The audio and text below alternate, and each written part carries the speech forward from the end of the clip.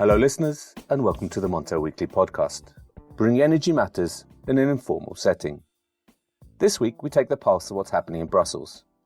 In particular, we hone in on several key areas that policymakers are currently grappling with. Central to this, of course, is securing alternative gas supplies at a European level, and quickly. Also, there's the tricky issue of sanctions. Can we expect a collective EU response? And in the midst of all this, many member states have called for intervention into an energy market they claim is failing. Helping me, Richard Sverrisson, to unravel all of this is our Brussels correspondent, Siobhan Hall. A warm welcome to you, Siobhan. Busy days in Brussels? Absolutely. Thank you, Richard. Just want to start off by, maybe talking more generally about the EU response to the war in the Ukraine. And what's your view or your take so far? So what we've seen is the EU responding, like you said, very much in a collective way to the war in Ukraine. So we've seen several rounds of sanctions, each progressively tightening Russia. And the whole aim of the EU is to try and undermine Russia's economy to the extent that it's no longer worthwhile to continue with the war. But it's been very careful to protect energy trade so far in the sanctions. So the whole emphasis has been on financial constraints, bans on new investments, and access to capital markets. And we see the effect because we see European companies are already pulling out of Russia, which is not because they're not allowed to have business in Russia, but they see that having business in Russia is now a problem, a reputational damage problem. So you have the EU's response at a high level, and then you have these secondary responses which reinforce the EU response. But yet, as you mentioned, there's no sanctions on energy trade as yet. What's the main reason for that, would you say? Europe is too dependent on Russian gas to say goodbye to it overnight. And that's been the case for a long time. I think what is interesting is that Europe is in a better place now than it was in 2009 when there was an interruption of Russian gas supplies. And so there is a bit more resilience than there was. And there is an understanding that Russia can cut gas supplies to the EU because before it happened, people think it would never happen. So psychologically, people are aware that it could happen. And now the EU is scrambling to figure out what it can do if the worst does happen. But would you expect any kind of sanction on the companies that supply gas, or actually on potentially a cut to the imports of gas from Russia? I wouldn't. Well, my personal opinion is I don't see the EU putting a ban on energy imports. What we see at the moment, of course, is this conflict about how to pay for the gas. And that's quite a significant problem because if Russia demands rubles and the EU doesn't want to pay in rubles, then Russia has pushed the ball back into the EU's court of how it will respond. So I don't see the EU putting a ban on imports. But the EU is obviously aware that Russia may behave in ways which would then cut supplies. But isn't there, we were discussing this yesterday, Siobhan. As long as the industrial heartland of Europe could be affected by an overnight cut in gas imports, it's unlikely to ever sanction it. And I'm thinking, and you were saying that in order for sanctions on gas imports to work, the whole of the EU has to agree. Is that right? Yes. So as long as there's one country that doesn't want sanctions on energy trade, and there's more than one country in the EU that doesn't want sanctions on energy trade, there will not be sanctions on energy trade. It's as simple as that, pretty much. Yeah. This whole issue of rubles is a legal minefield. That would be a breach of contract, and it would mean that Gazprom is changing its behavior quite dramatically. Instead of being this reliable supplier that it's been for years and years, it would say, no, actually, we're quite happy to change the details of our contracts and force payment in rubles. It'll be really interesting to see how that plays out, because obviously a breach of contract in normal times is a very significant problem. So it just depends whether this is considered normal times or if this is considered part of acts of aggression between the two parties. So there is a war going on in Ukraine. The EU is trying to take decisions to encourage Russia to stop the war, and Russia is obviously looking for ways to fight back. So the demand for payment in rubles obviously is an attempt by Russia to undermine the effect of the EU sanctions, which tells you that the EU sanctions are working. So we hear EU leaders saying that it's a breach of contract and they won't stand for it.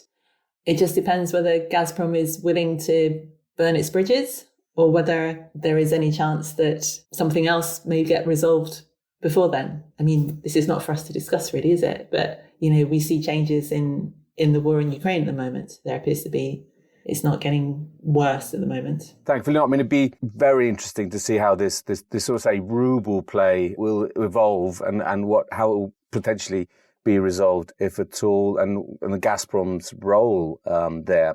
Yeah, what we've seen is the EU has been very clear that it does not want to pay in rubles and it sees it as a breach of contract.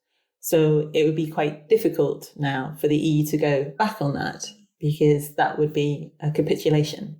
So it seems like the ball is back in Gazprom's court. The EU has quite, I don't know how much breathing space it has to source alternative gas supplies. Other than that, it receives from Russia. But we've seen, EU politicians as well as national politicians, the German chancellor, travelling on a world tour trying to source gas. Is there a collective effort from the EU to source gas from countries other than Russia, Siobhan? There has always been this idea that from some countries in the EU, more the Eastern countries that are more used to being dependent on Russian gas, that the EU would get better prices if it bargained collectively for its gas. And that has never really taken off before. But now, in the current situation, the European Commission has specifically proposed a voluntary joint gas buying platform. And it's important that it's voluntary, which means that any country can choose to join it. And the Commission wants to start that this summer because the urgent need is to have gas storages in Europe refilled before the winter in order to ensure that there is enough supply this winter. So that's the priority for this year, getting gas into storage. It seems unlikely that all countries would join the platform, and some countries have economies of scale anyway. A country like Germany is a very big gas market. It doesn't need to club together to get better prices. And that's something that the German Chancellor has said himself. So there are plans afoot, and this is a very new area for the EU. They can only buy gas that is available in the global gas market. So it will be interesting to see how many people want to join the platform and whether that gives them enough volumes to actually make a difference in the prices that they can get. Have there been any takers so far? Have any countries joined it? No, it's very early stages. I mean, the Commission literally announced that it would announce the idea last week. Okay, so exactly, at a very early stage. But, if Germany doesn't join, how much clout can such a kind of collective effort have? Well, I suppose it's all relative, isn't it? The markets in the East are all relatively small markets. But from their perspective, if they join up together, then they have a bargaining power which could be 2 or 3 times their power by themselves. And yet they would still be less than the bargaining power of Germany. You mentioned gas storage, Siobhan. I mean, can you highlight or outline the plans that the Commission has laid? And what is your view of those targets being met? Last week, the Commission put forward new legal proposals, it proposed legally binding rules to force member states to ensure that their storages are filled on average by 80% by the 1st of November this year. And then the rules would be for the following years, it should be 90%. But this year, because these rules, first of all, they have to be approved and then applied. So there's not much time. Everything is very time sensitive this year. So for this year, it would be 80%. How easy it is to do that? Well, one of the key problems is likely to be that some storage is owned by Gazprom. And then we're back to this idea of, in normal times, Gazprom might want to comply with EU rules and not be in breach of contract. But at the moment, it is difficult to know how the EU could comply Gazprom to fill its storages. And so that's the problem that we will have to wait and see how that develops. Could the countries where those storage facilities are present, is, the nationalization or the forced takeover of such, the disappropriation of such storage, is that a possibility? So what the Commission has proposed is that storages that are considered strategic, which is particularly large storages or storages which have been historically underfilled ahead of winter, would have to be certified by national regulators. And this is likely to affect storages owned by Gazprom.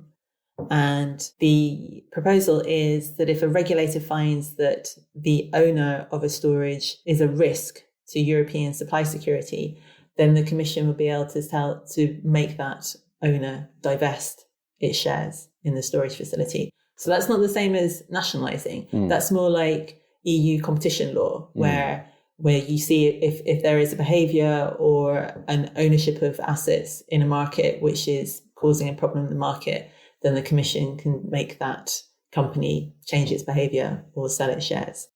The problem is because everything's under such time pressure. So the Commission's proposal is that storages would have to be certified. These priority storages would have to be certified within 100 days. But given that this proposal is unlikely to be in force until the autumn, even if they fast track it, that would be really fast. And then you've got another 3 months after that for a storage to be certified. You've still got a problem for this year and for this winter about how those storages are operated. Yeah, so the 1st of November looks very ambitious then. And of course, the impact then on getting these facilities 80% full across Europe, the impact on prices, on wholesale market prices could also be quite staggering. They're already very high. Siobhan, I wanted to talk to you a little bit also because we're in the midst of an energy crisis across Europe, and it started pretty much after the summer last year when gas flows from Russia primarily, started to be reduced quite significantly, and there were fears, many fears that the gas imports would be cut significantly, and of course, energy, we all know the story, energy prices, gas, wholesale gas and power soared to extents that we have never seen. And on the back of this, we've seen several countries in Europe call for market intervention. Now, what's the latest status here? I mean, there seems to be a split between Northern and Southern Europe. Would that be a correct interpretation? I think the split is between countries whose retail consumers are more closely linked to the spot price and countries where consumers are more on hedged and longer term contracts. So we see particularly countries which have a lot of renewables, like in Spain, and they don't have very big interconnection capacity with the rest of Europe. But the price is being set by marginal gas-fired plants, and the difference is very high in places like Spain. So Spain, a country like Spain, is thinking, we've got all this cheap renewables, and yet we're forced to pay this high power price, which is linked to gas, which is not a big player in our market. And they have a lot of consumers who have taken out contracts that are linked to the spot price. So the impact of those high prices transfers very quickly to domestic consumers. So they have a problem which is not the same as in other parts of Europe. And so that's why you see countries like Spain particularly pushing for the ability to intervene in the power price. So that's Spain primarily, but also France and Italy, as far as I understand. Yes. Yeah, maybe for similar reasons, although there's a lot of gas burning in Italy. But then the countries that oppose such moves, who would they be then? So the classic market-oriented countries, Germany, Netherlands. Germany, obviously Germany is the big market and Germany is not a fan of market intervention, and they say that every time. But what's the outcome here? Do you think the Commission will give in and allow some form of market intervention, at least temporarily? Yes, it seems that way. Last week, there was a meeting of EU leaders and they agreed that Spain and Portugal have this very specific problem of high renewables and low interconnection, and they will be allowed a temporary exemption and to intervene in the power market. They have to make proposals to the Commission, to the European Commission, who would have to assess them. And they have to be proposals that don't distort the rest of the EU market. So there is some flexibility there for some temporary interventions.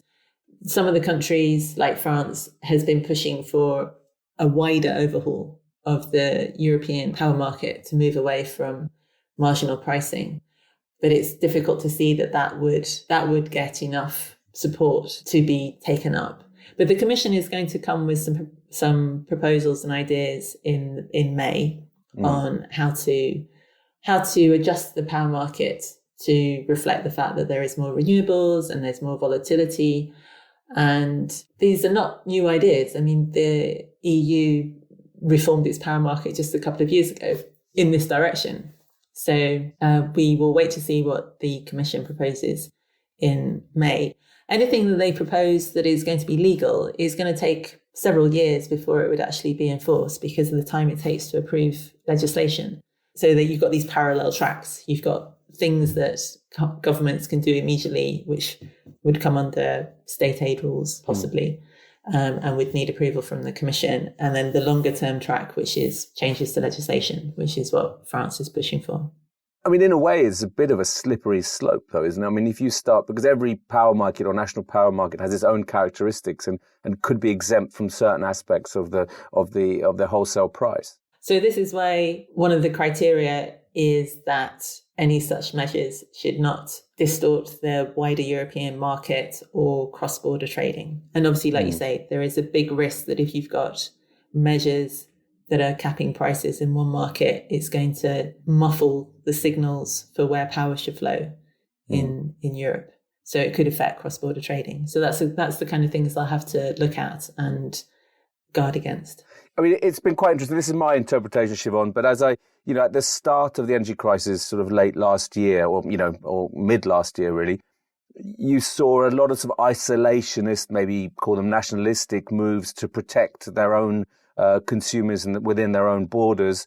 But now after the war in Ukraine, there's been a far greater collective response. And you see really the EU standing together, don't you? You certainly see the EU standing together in terms of its response to agreeing to sanctions on Russia and agreeing on some policy ideas like the need to save energy, the need to use more renewables. I think domestic energy markets will always be national because politicians are voted in by their citizens and energy prices in that sense are always a national issue. We've seen governments fall because of high energy prices. So it is something that national governments are very interested in making sure that their citizens feel that their governments are doing the right thing by them. And we've seen several moves, all across Europe, and there's retail price caps or direct subsidies in other countries. So absolutely, that's very clear. But if I can ask you about, we've talked about the Commission, so that's the EU executive. How about the Parliament? Is that more interventionist? Is that more MEPs calling for more action to combat high prices? That's a very good question. I would say, so in the European Parliament, you would normally get those on the left who are very keen to protect the vulnerable in society. And then those on the right would normally be more market-oriented. When it comes to intervening in the markets, the Parliament tends to favour citizens because it is the only directly elected body in the EU decision-making system. So in that sense, they are a bit more like a national government in that they rely on citizens being happy to get voted in. And so I think the Parliament would probably veer towards protecting citizens. But to be fair to the Commission is not against citizens, vulnerable citizens being protected. It just doesn't want the process of doing that to distort the entire internal energy market, which brings benefits to people in other ways, in the economies of scale and efficiencies and so on. So it's not the case that you protect customers and consumers only by directly intervening in the market. If you've got a very efficient market, that's also benefiting consumers. No, of course. It's a regular theme, if you like, in the Montel Weekly podcast and in many episodes. And this is a question of the energy crisis or the current issues. Is there any chance that they could derail the Fit for 55 and the moves to a faster energy transition? Or is it going to speed it up? My view is it will speed it up. There's nothing to indicate that anyone thinks using more fossil fuels is a good idea these days. I think what will be interesting is seeing people who previously would have said it's too expensive, it's too ambitious, it's going too quickly. Those people are going to be changing their minds, essentially. So it's the key card to play here is the independence card as well. Absolutely. This was always one of the arguments, and it just depends which politics are in play to say which one gets put forward first. But the energy security was always one of the pillars of the policy. Energy security, affordability, and climate change were the three pillars of the Commission's energy policy, or the EU's energy policy, for decades now. And at the moment, obviously, energy security is very high. I would hope that within a few years, energy security is resolved and then they go back to it being climate change. But at the moment, energy security and affordability have gone to the top. And hopefully those policies, the policies that are taken now, will reassure people that energy will become secure and bring back, if not lower prices, but more predictable prices. Fingers crossed, Siobhan. Yes. Many thanks for joining the Montel Weekly podcast this week. Thank you, Richard. It was a pleasure. So listeners, you can now follow the podcast on our own Twitter account, aptly named the Montel Weekly Podcast. Please direct message any suggestions, questions, or, let us know if you think you have a good idea for a guest on the show. You can also send us an email to podcast@montelnews.com. Lastly, remember to keep up to date with all that's happening in energy markets on Montel News. You can subscribe on Apple Podcasts and Spotify, or wherever you get your podcasts from. Thank you and goodbye.